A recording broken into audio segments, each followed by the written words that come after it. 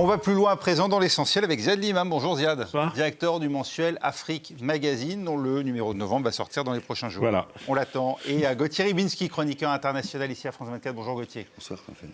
Au sommaire, la France promet de pousser la revendication marocaine sur le Sahara occidental auprès de l'Union européenne et des Nations unies. C'est l'un des résultats spectaculaires de la visite d'État qu'achève Emmanuel Macron à Rabat, avec aussi un partenariat renforcé contre l'immigration clandestine. Et puis J-6 avant l'élection présidentielle aux États-Unis, Kamala Harris insiste à nouveau sur le risque que ferait courir à la démocratie américaine une victoire de Donald Trump, avec un grand discours sur les lieux mêmes où l'ancien président avait lancé l'insurrection contre le Capitole. Voilà, il y a 4 ans, à Washington.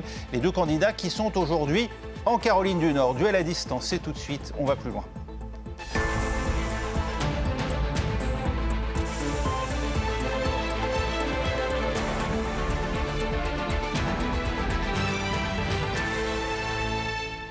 Et voilà un déplacement qui fera date, à n'en pas douter. Emmanuel Macron vient de boucler ses 3 jours de visite d'État au Maroc, censé marquer un rapprochement notable après un coup de froid ces dernières années. La France s'est manifestement réconciliée avec son ancien protectorat. Vous y êtes pour France 24, Clovis Caselli, vous qui suivez pour nous ce déplacement à Rabat, où Emmanuel Macron a terminé sa visite sous la pluie, semble-t-il, mais par un passage à la résidence de France.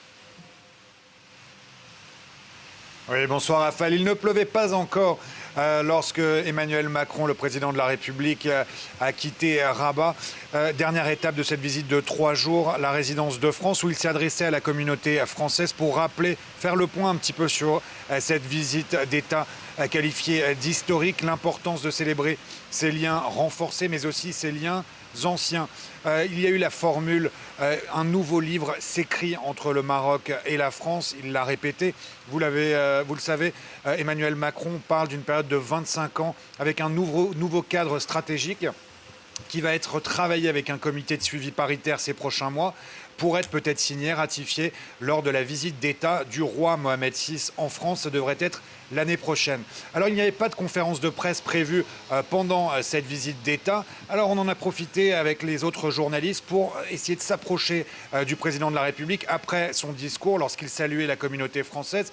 Et on a réussi à lui poser quelques questions. Je l'ai interrogé sur ce partenariat équitable, comme il dit, et cette visite dite de la réconciliation. Je vous propose tout de suite d'écouter le chef de l'État, Emmanuel Macron. Oui, c'est ce que nous avons essayé de traduire avec Sa Majesté le Roi tout au long de ce déplacement, c'est-à-dire le fait qu'il y a véritablement, en termes de formation, d'économie, d'énergie, d'agriculture, des gens qui gagnent de part et d'autre. Il n'y a pas d'asymétrie, il n'y a pas une route univoque. Et je crois que dans la manière qu'on a de le penser, de le faire, dans la nature des projets et dans la démarche d'ensemble, le respect, l'estime et la nature de ces partenariats font qu'en effet, les retours sont équitables de part et d'autre. Alors Clovis, quel accueil ont réservé justement les Marocains à Emmanuel Macron et finalement que retiennent-ils de cette visite ? Alors côté marocain comme côté français, on dit que cette visite est un succès. Oubliez les tensions, les frictions du passé. Ici, dans les rues de Rabat, on a parlé avec des Marocains, on a aussi parlé avec des députés. Un député me disait qu'il n'était pas content, mais très heureux de cette visite et surtout des propos d'Emmanuel Macron sur le Sahara occidental. Et c'est aussi un sujet qui revient sans cesse quand on parle avec des Marocains ici à Rabat. Le président de la République qui a répété la position française relativement récente parce qu'elle date d'une lettre écrite au roi Mohamed VI. Eh bien, la France soutient le plan d'autonomie du Maroc, ce plan du Maroc comme la seule solution viable pour une solution politique et négociée. En clair, le Sahara occidental relève de la souveraineté du Maroc. Voilà ce que nous a dit le président Emmanuel Macron encore après son discours. Il l'a dit au Parlement, il l'a répété devant la communauté française. Merci Clovis, vous restez avec nous malgré la pluie à Rabat. À l'origine, vous venez de le dire, il y a ces paroles écrites une première fois dans une lettre à Mohamed VI cet été, puis réitérées, c'était hier, devant le Parlement marocain. Écoutez. Tout au long des décennies passées, le Maroc et la France sont demeurés des alliés fidèles dans les temps troublés. Et jamais la France n'a manqué au Maroc sur toutes les questions existentielles auxquelles il a fait face. Et je pense, bien sûr, en premier lieu, au Sahara occidental, à propos duquel j'ai souhaité, au nom de la France, préciser ma vision en m'adressant à Sa Majesté le roi Mohamed VI le 30 juillet dernier. Et je le réaffirme ici devant vous. Pour la France, le présent et l'avenir de ce territoire s'inscrivent dans le cadre de la souveraineté marocaine. Le Sahara occidental, cette ex-colonie espagnole dont le Maroc contrôle les 4/5 de la superficie, mais considéré comme un territoire non autonome par l'ONU, au motif que les indépendantistes du Front Polisario contestent la souveraineté marocaine, soutenue en cela par l'Algérie. Ziad Limam, Emmanuel Macron, qui jusqu'à cet été s'était bien gardé de prendre position dans ce conflit, et même aller plus loin encore aujourd'hui en promettant l'engagement diplomatique de la France pour convaincre au sein de l'Union européenne et des Nations unies que la solution marocaine est la seule. Paris qui non seulement épouse donc la revendication marocaine, mais qui se propose donc de plaider la cause du Maroc auprès de la communauté internationale. C'est la suite logique de cette reconnaissance de souveraineté, ou bien ça va plus loin? Est-ce qu'on est dans la simple cohérence ou dans l'excès de zèle? Non, je pense qu'on est dans la cohérence. Il y a une décision stratégique qui a été prise, qui a été d'arbitrer le choix de la France de manière claire et nette avec les mots qu'attendait le Maroc. L'avenir du Sahara occidental sous souveraineté marocaine. Donc ça, c'était écrit puis dit. Donc c'est quand même un choix très important. C'est un choix qui oriente la diplomatie française par rapport au Maghreb. C'est un choix qui moi, j'ai parlé de reset. Il y a aussi un reset de la relation franco-marocaine, parce que le bilatéral, c'est très important. En termes d'échanges, de culture, de business, on parlera des visas et de l'immigration. Donc c'est une relation dense, ancienne.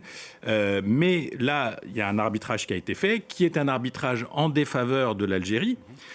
Donc c'est pas anodin non plus. On ne se contente pas de ça, là, on propose carrément de faire l'avocat de cette cause. Parce qu'on va au bout de l'arbitrage en disant, après tout, autant que l'Union européenne ait une position commune. Après, la France, c'est pas quelque chose... Je veux dire, la France n'était pas contre la souveraineté marocaine sur le Sahara. C'était plus ambigu, avec des formules autour des Nations Unies, il faut que ce soit le processus onusien, etc. Ce que les Marocains disaient, c'est les temps ont changé, regardez les Espagnols, regardez d'autres, regardez les États-Unis, il faut s'aligner là-dessus. Et puis la dernière chose, c'est les gens peut-être sous-estiment ou ne voient pas à quel point la question du Sahara est séminale pour le Maroc. C'est essentiel, c'est central, c'est la légitimité de la couronne, c'est la légitimité de l'histoire contemporaine. Ça commence avec la Marche verte, ça commence avec l'affirmation du roi Hassan II. Et donc, on parlait sur les plateaux hier de est-ce que les Russes vont aussi signer, mais je pense que les Marocains ne sont pas dans cette optique-là. Les Marocains, eux, ils savent ce qu'ils veulent, où ils vont. Après, est-ce que les partenaires suivent ou pas? C'est ce qui a évolué fortement avec le voyage de Macron.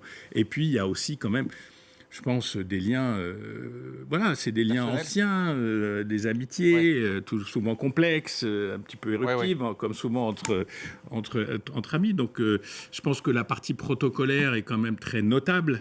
C'est-à-dire, après le coup de froid d'il y a 2 ans, le fait que le roi est très présent dans cette visite. Il y a une équation Macron-Mohamed VI qui n'existe pas entre Macron et Tebboune, parce que pourtant, régulièrement se donnent des signes d'affection avec Abdelmadjid Tebboune, le président algérien. Il ne faut ni surestimer, ni sous-estimer la partie personnelle. C'est-à-dire, c'est clair que s'il y a un froid entre 2 chefs d'État, ça ne va pas aider. Mais je pense que ce qui s'est passé là, c'est vraiment un arbitrage stratégique de la France et du Maroc, et qui fait que ça part du haut et ça va descendre vers le bas. C'est-à-dire que tout le monde toutes les machines vont s'aligner. Alors déjà, plusieurs entreprises françaises, dont Engie, MGH Énergie, ont signé des accords à l'occasion de cette visite pour produire des énergies vertes depuis le Sahara occidental, qui est une région qui bénéficie d'un ensoleillement, mais aussi d'une exposition au vent par sa façade atlantique. Opportunisme économique pour la France, Gauthier, ou bien la volonté de ne pas se laisser distancer par ses alliés américains et espagnols qui ont déjà pris les devants dans ce rapprochement avec le Maroc? Le Maroc est un partenaire de jeu qui a plus d'atouts, qui fait plus envie que l'Algérie. On est prêt à se mettre à dos l'Algérie pour se rapprocher du Maroc?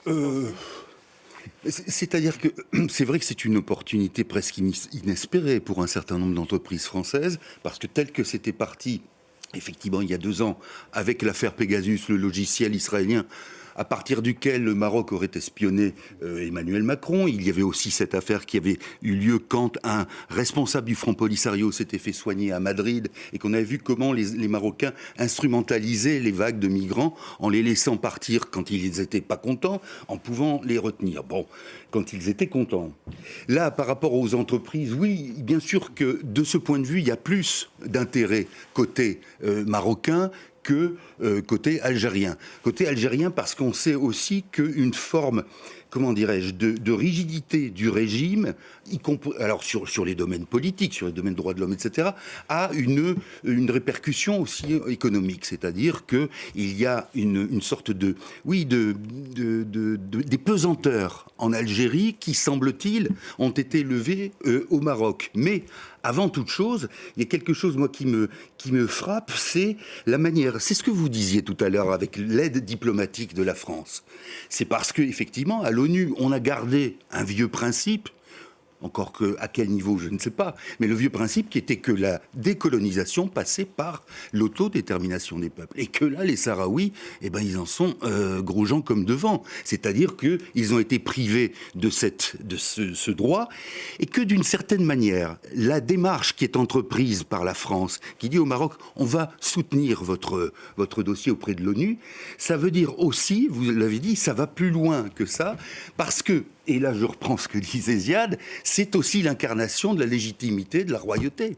Et que de ce fait-là, si on ne va pas jusque-là, on laisse la contestation. Et après tout, est-ce qu'il n'y a pas des raisons de contester cette monarchie et cette royauté? Alors là, ça nous ramène à des choses qui sont peut-être pas très admissibles pour certains, mais c'est aussi, par exemple, la question des droits de l'homme au Maroc, le fait qu'il n'y ait pas de presse indépendante, etc., etc. Et donc, est-ce que la France se met dans cette voie-là? Ça se discute. Il y a quelques nuances, si tu me permets, là, sur les dernières phrases. Mais tu es là pour ça. Là, c'est ça.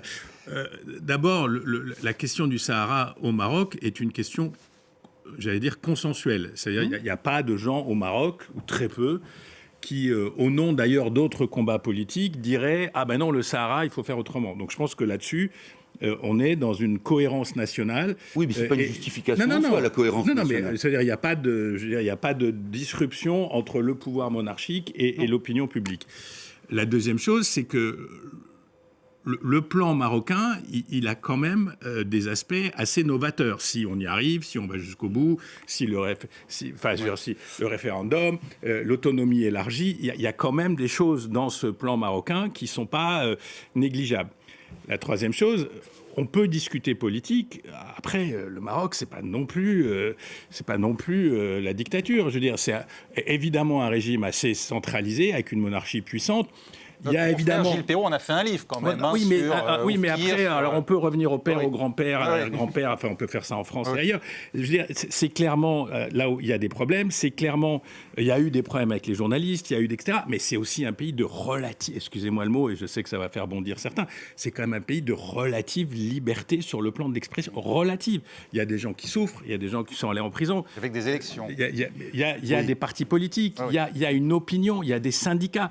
Je veux dire, on n'est pas dans des vacuums. Ouais. Et puis aussi, on en a parlé plusieurs fois, toi et moi, au long des années ici, cette monarchie, elle est,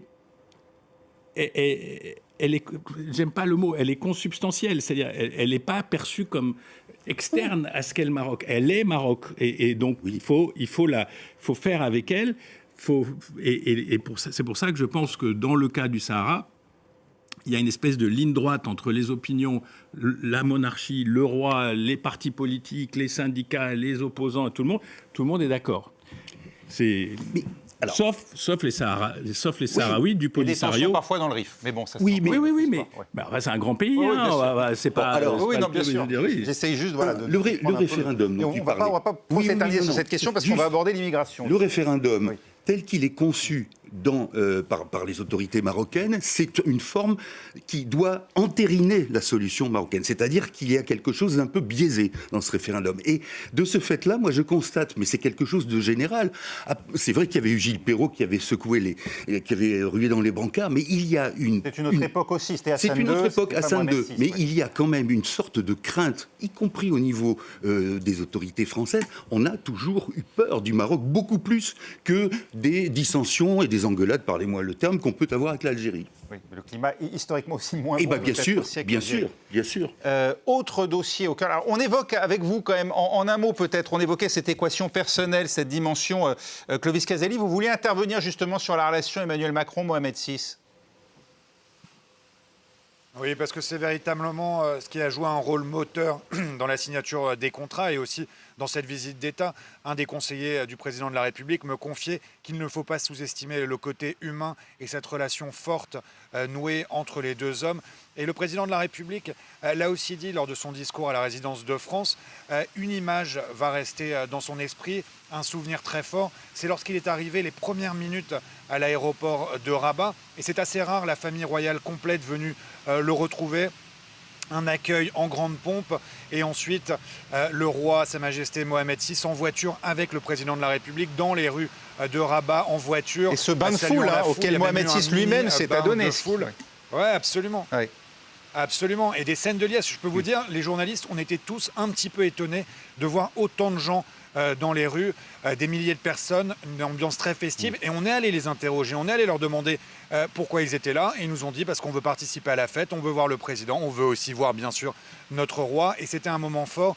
Et un des conseillers de l'Élysée me disait que c'était très important ce côté humain et cette bonne relation entre les deux chefs d'État. Autre dossier au cœur de la visite, Clovis, la question de l'immigration marocaine en France. Et là, je vais vous donner un petit peu les coulisses de ce voyage officiel parce que c'est intéressant quand même. On a appris à la dernière minute presque la tenue de relations, de rencontres bilatérales entre les ministres français et leurs homologues marocains. De l'Intérieur, et on voit Bruno Retailleau d'ailleurs. Oui. Lors de cette réunion. Absolument, le ministre de l'Intérieur. Et peut-être pour nos téléspectateurs qui ne connaissent pas tous Bruno Retailleau. Bruno Retailleau, c'est un souverainiste de la droite dure, diront certains, quelqu'un qui plaide pour beaucoup moins d'immigration, un fort contrôle sur l'immigration. Donc lorsqu'il est ministre de l'Intérieur de ce gouvernement sous la présidence d'Emmanuel Macron, eh bien forcément les yeux sont rivés sur lui. Et lorsqu'il est ici au Maroc, forcément on s'intéresse à ce qu'il va dire. Eh bien il n'a pas donné de chiffres. Il n'a pas donné de chiffres sur les OQTF, sur les visas. Ce qu'il a dit, Bruno Retailleau, le ministre de l'Intérieur, lors d'une déclaration face aux caméras, eh bien, c'est qu'il y aurait une augmentation du nombre de réadmissions. Qu'est-ce que ça veut dire? Ça veut dire qu'ils vont augmenter le nombre de départs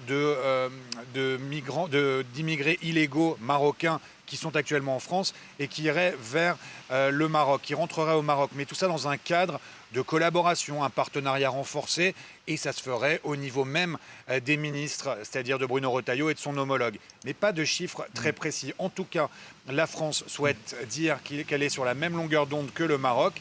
Et le président de la République, tout à l'heure, l'a dit aussi, c'est que la France et le Maroc veulent ensemble lutter contre les trafics en tout genre, c'est-à-dire le narcotrafic, mais aussi le trafic d'êtres humains. Et par là, il veut dire l'immigration clandestine. Merci Clovis Caselli en direct de Rabat qui a suivi pour France 24 cette visite d'État d'Emmanuel Macron. Alors Emmanuel Macron loue un partenariat renforcé pour lutter contre l'immigration clandestine et vous venez de le dire Clovis, toutes les formes de trafic. Mais concrètement, qu'a obtenu Bruno Retailleau, Ziad Limam, le ministre de l'Intérieur, qui conditionne publiquement, en tout cas quand il est ici en France, l'octroi de visas, divisé par deux, il faut le rappeler, en 2021 et 2022 avec le Maroc, à la réadmission des Marocains que la France souhaite expulser. Ce que j'aime bien dans votre phrase, c'est quand il est en France, parce que quand il est au Maroc, visiblement, il est plus détendu.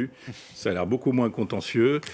C'est toujours ça avec les ministres de l'Intérieur. Quand ils sont en France, il faut faire le père Fouettard. Et puis quand on est au contact des réalités diplomatiques, c'est plus... Mais je pense quand même que... Je ne suis pas dans le secret... Apparemment, Emmanuel Macron ne souhaitait pas non plus mêler les deux sujets pour des raisons aussi diplomatiques. Et c'est pour ça aussi dans le discours que c'est approché de manière assez habile, j'allais dire, le sujet. Mais on ne peut pas s'empêcher. En France, c'est une question. politique intérieure importante. Donc le président ne peut pas s'empêcher d'en parler et le ministre de l'Intérieur est obligé d'avoir une forme de résultat. Et je pense, mais sans être dans les secrets de la visite, je pense que les Marocains ont dû donner des assurances sur la question des réadmissions. Même si c'est symbolique peut-être de part et d'autre, mais ça envoie un message pour dire on comprend la préoccupation française et donc on va éviter de freiner inutilement ces réadmissions. Après, moi, je pense, encore une fois, qu'on ne dit jamais la vérité aux gens. C'est-à-dire que, oui, OK, on va réadmettre 100, 150, 1000, 1500, 2000, ça ne résoudra pas le problème. Il faut expliquer, pour beaucoup qui n'ont pas de passeport, il faut des laissez-passer consulaires. C'est-à-dire que le Maroc émette donc voilà, ces papiers. Et que ces laissez-passer consulaires peuvent devenir l'objet d'un bras de fer dans des périodes difficiles, etc. Mais tout ça, c'est une goutte d'eau dans l'océan du phénomène. Et donc, ça ne résoudra pas les problèmes des migrations qui viennent du Maroc ou de Tunisie ou d'Algérie ou de la partie du Levant, etc.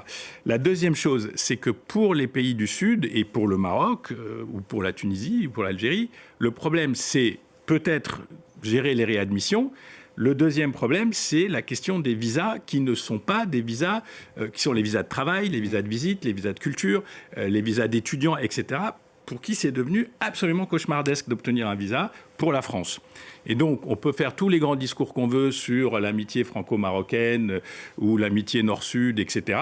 Tant qu'on ne résout pas de manière à peu près humaine et raisonnable les flux de gens, les flux légaux de gens entre le nord et le sud de la Méditerranée, ça ne marche pas. Et dernier point, il ne faut pas oublier que les trois pays sont confrontés eux-mêmes, dans le cas du Maroc, avec Ceuta, Melilla, la pression, oui, etc., sont confrontés eux-mêmes à une émigration qui était avant de transit et qui tend à devenir une immigration qui s'installe. L'Afrique subsaharienne qui passe par le Maroc pour rejoindre l'Europe via ces deux enclaves espagnoles. Mais aujourd'hui, elle s'installe parce que les frontières, les murs sont devenus tels que beaucoup d'entre eux s'installent au Maroc, s'installent en Tunisie. On le voit, il y a le développement, j'allais dire, bon, c'est un petit peu optimiste ce que je dis, le développement d'une culture africaine, en tout cas dans les deux pays que je connais, Maroc et en Tunisie, de gens qui vivent sur place. Et ça crée autant peut-être des problèmes, des opportunités, mais ils vivent ça aussi de leur côté. Gauthier Rybinski, est-ce qu'on a tort côté français de conditionner l'octroi des visas aux ressortissants marocains à la possibilité aussi d'expulser plus facilement les Marocains qui aujourd'hui ne sont plus acceptés, qui sont l'objet en tout cas d'une obligation de quitter le territoire français?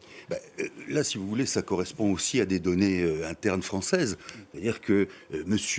Retailleau, qui est donc ministre de l'Intérieur, ne l'est pas par hasard. Il n'est pas arrivé là, c'est pas dans une pochette surprise qu'il a trouvé la clé de Beauvau.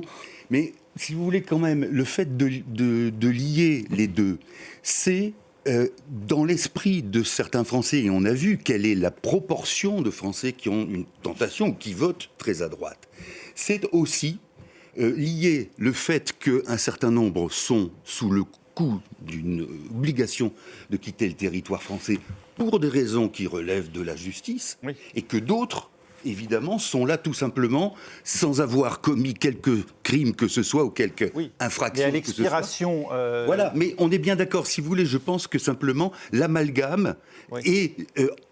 peut-être pas voulu, mais entretenu par les autorités françaises, même si ce que vous venez de dire est parfaitement... Mais l'expiration du visa, il n'en reste pas moins expulsable en théorie. On est bien d'accord là-dessus. Simplement, le fait, vous me posiez la question de savoir s'il fallait lier les deux questions du permis de séjour, je trouve qu'il y a pas suffisamment peut-être de prudence ou de précaution pour que les choses ne soient pas amalgamées. Merci beaucoup. On va évoquer en un mot quand même la campagne américaine, parce qu'on est à 6 jours maintenant de l'élection, et les deux candidats se livrent aujourd'hui un duel à distance en Caroline du Nord. Hier, Kamala Harris, elle a livré son dernier grand discours censé marquer les esprits à Washington, sur les lieux mêmes où, voilà 4 ans, Donald Trump avait harangué la foule de ses supporters avant qu'il n'envahisse le Capitole. Écoutez un bref extrait. Nous savons qui est Donald Trump.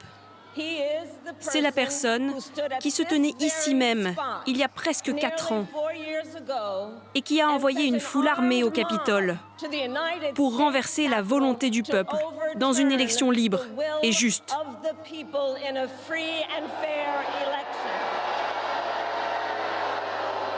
Une élection qu'il savait avoir perdue. Ziad Limam, vous qui connaissez bien les États-Unis et particulièrement la ville de Washington, c'est important d'insister sur le danger pour la démocratie qu'incarne Donald Trump, quitte à transformer finalement cette élection en référendum sur sa personne à lui. Non, je pense qu'elle a raison. D'abord, c'est Donald Trump qui a, comme on dit, il a mis en place les termes du débat. C'est lui qui est dans la violence, l'agressivité, qui la traite de débile, qui dit que c'est les communistes, que les communistes vont prendre le pouvoir, avec son copain Elon Musk qui dit oui, les communistes vont prendre le pouvoir. Donc, ils ont défini les termes du débat. Donc, elle répond et elle est... C'est étonnant d'ailleurs, parce qu'il y a eu un creux, on en a parlé sur ce plateau, il y a 15 jours, 3 semaines, il y a eu un espèce de trou d'air dans la campagne de Kamala Harris, parce qu'elle ne trouvait plus les mots, elle ne trouvait plus le style, les mots pour répondre à ça. Et là, sur le discours d'hier, elle y va fort. Je pense qu'ils y sont allés un peu fort avec les mots fascisme et tout. Non pas que Donald Trump n'a pas des tentations fortement autoritaires, voire illibérales, etc., mais parce que l'Amérique est plus complexe que lui. L'Amérique, il y a des élections, en même temps, il y a des élections sénatoriales, il y a des élections aux chambres des représentants, il y a des juges, il y a des États, il y a une société civile, il y a des journaux. Bref, c'est pas un pays qu'on peut... Contre-pouvoir. Oui, c'est un pays complexe et on peut pas juste dire je vais tout... Avec ça. Mais le discours est violent, le discours peut être raciste, on l'a vu à New York il y a 3-4 jours, le discours peut justifier l'autorité sans contrepartie, et donc elle a raison. Et elle a raison de le faire à Washington, de se défendre. Maintenant, on croise tous les doigts, parce qu'on ne sait pas... Gauthier, ça risque d'être l'image quand même que retiendront un certain nombre d'électeurs au moment de glisser un butin de vote dans l'urne. Était-ce la bonne image pour eux à retenir, c'est-à-dire focaliser sur l'adversaire plutôt que sur son propre projet? On le sait, Kamala Harris souffre d'un déficit, pas de notoriété, mais disons que beaucoup d'Américains, contrairement à Donald Trump, savent qui elle est sans véritablement le savoir. Ce qui était compliqué pour elle, ça tout le monde le sait, c'était de monter dans le train tardivement, puisque jusque-là, Joe Biden était encore candidat. Ce qui est compliqué aussi pour elle, il y a une double injonction qui est contradictoire dans cette élection. Autant on admet que Trump dise, mais non seulement des énormités, mais des choses ordurières. Elle dit oui, ça va avec Trump, quoi. Autant elle, on attend évidemment qu'elle soit compétente et qu'elle prouve, j'allais dire, la supériorité de ce qu'elle a à dire et à faire par rapport à Donald Trump. Et donc c'est compliqué parce qu'en même temps, si elle se laisse insulter de toutes les façons, ça n'a pas d'efficacité pour elle. Joe Biden a répondu d'ailleurs de manière maladroite, elle a dû s'en démarquer. Hein. Et oui, bien sûr. Alors que effectivement, Hillary Clinton avait dit l'accusation d'ordure portée par un proche de Donald Trump à Puerto Rico aux électeurs de Donald Trump. Aux électeurs de Donald Trump. Mais justement, ce qui est frappant, c'est qu'un Donald Trump... Alors, on sait que Porto Rico, ceux qui sont à Porto Rico n'ont pas le droit de vote et que les portoricains qui sont sur le territoire fédéral ont le droit de vote. Mais la manière dont parfois Trump est, si la branche sur laquelle il est assis, est parfois surprenant. Mais c'est vrai que pour Kamala Harris, double obligation d'être à la fois punchy par rapport à un Donald Trump qui est au-dessus des dérapages, enfin au-delà. C'est ordurier, c'est invraisemblable. Et puis en même temps de dire justement, lui n'y connaît rien et moi j'y connais quelque chose. Tout ça en quelques mois, c'est pas évident. Et on verra le résultat dans 6 jours maintenant. Merci. On en reparlera la semaine prochaine. Oui, ici en même. Connaissant exactement avec vous, mon cher Ziad, et en connaissant, on l'espère, on n'est pas sûr. Hein. Il y a 4 ans, on ne savait pas le lendemain qui avait remporté l'élection. Merci, vous n'y croyez pas trop, d'ailleurs, on le saura. Il y a des risques, oui. Merci Ziad Limam, Gauthier Ribinski. On se retrouve dans 3 minutes pour On va plus loin.